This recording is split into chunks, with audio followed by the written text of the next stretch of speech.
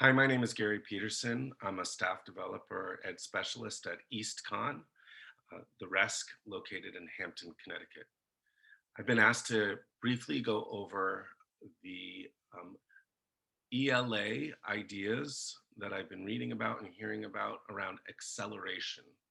And so that districts can start to plan for accelerated learning within their schools. So when thinking about that, I started to put together a list of um, concepts, ideas, processes that districts are going to start to have to think about in order to accelerate the learner. So I'd like to share those with you.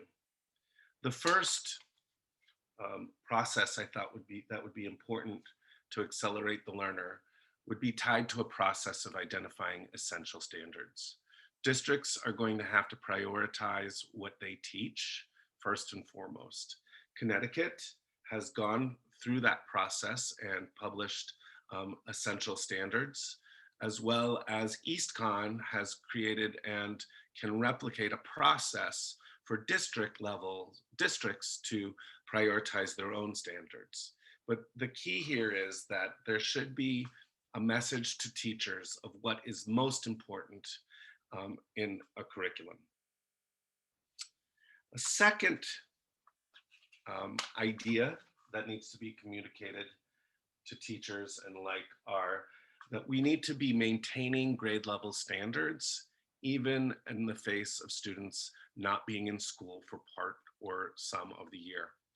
We need to maintain our expectations also continually during instruction.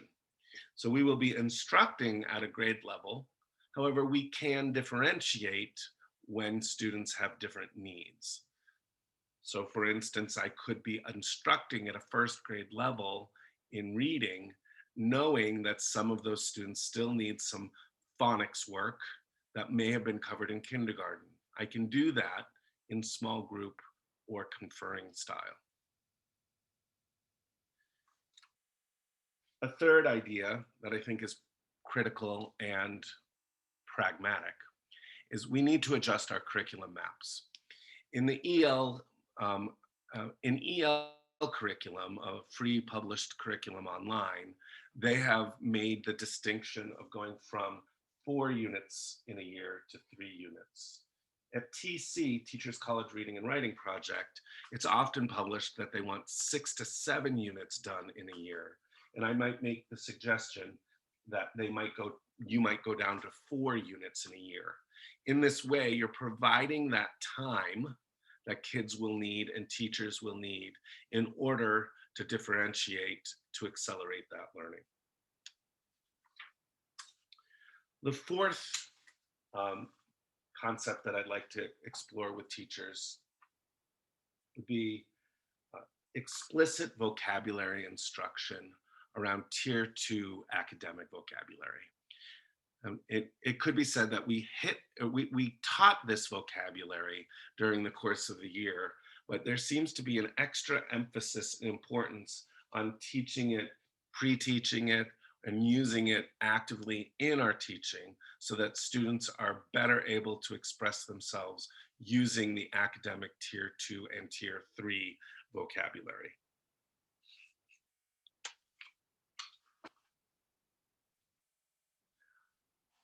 Another focus to accelerate the learners would be an extreme focus on foundational skills, phonics, vocabulary work, particularly in the lower grades, where students will be coming in not being exposed to a systematic phonics program over the last year.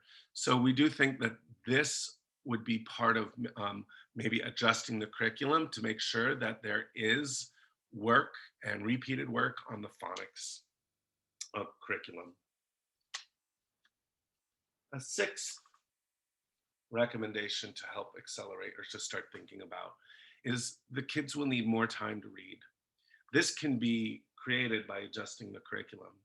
Imagining having a normal 4-week curriculum, 4-week unit here, but then maybe a 2 to 3 week break from the next unit where you're able to teach into some more vocabulary, or able to extend this 4-week to 5 weeks so you can do some explicit vocabulary instruction, and you're not going to be rushed to get to the next unit. You're going to be accelerating what they need in foundational or phonics or reading skills that they need at grade level.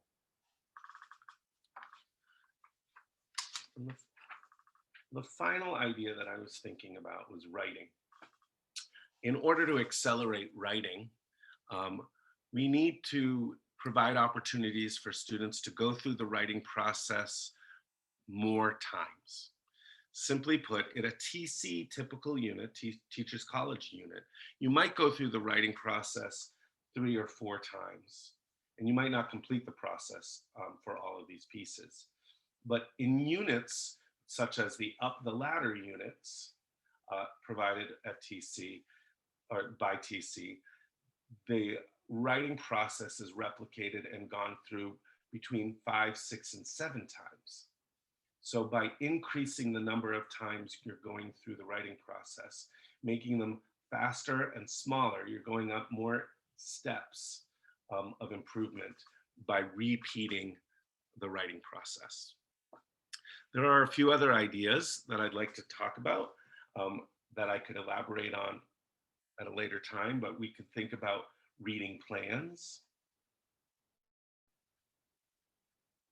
where you're explicitly teaching students to move up levels of text, for instance, using guided reading like experiences.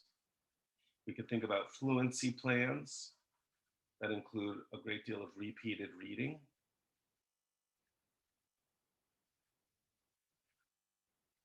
And in that way, we can have concrete plans that might be addressed in those in-between times of curriculum where students are untethered to a unit, but tethered to books that they love.